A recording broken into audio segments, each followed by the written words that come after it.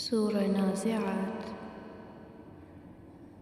أعوذ بالله من الشيطان الرجيم. بسم الله الرحمن الرحيم. والنازعات غرقا والناشطات نشطا والسابحات سبحا فالسابقات سبقا فالمدبرات أمرا يوم ترجف الراجفة تتبعها الرادفة قلوب يومئذ واجفة أبصارها خاشعة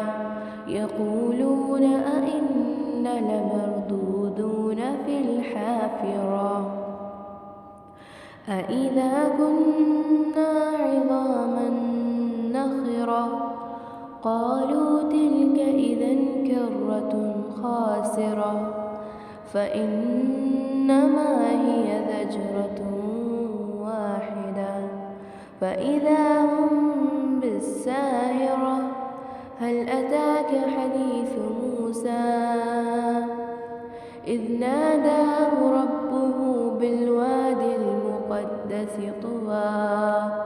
اذهب إلى فرعون إنه طغى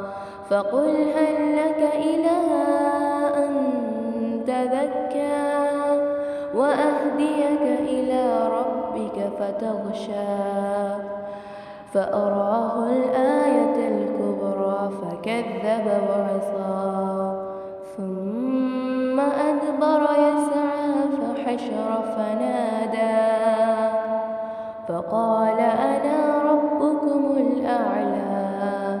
فأخذه الله نكال الآخرة والأولى إن في ذلك لعبرة لمن يخشى أأنتم أشد خلقا أم السماء بناها رفع سمكها فسواها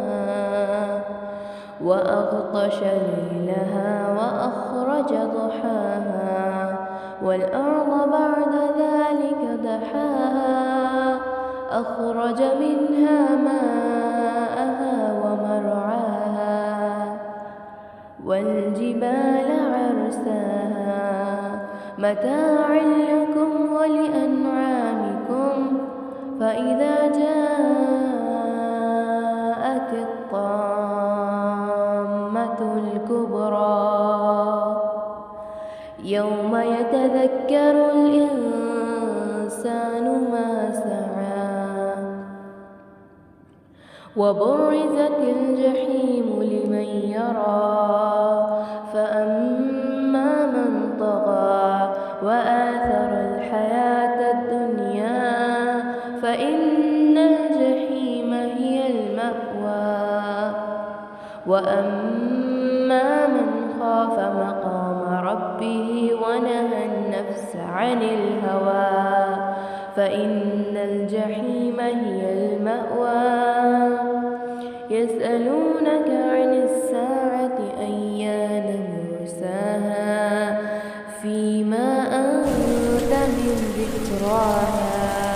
إلى ربك منتهاها إنما أنت منذر من يغشاها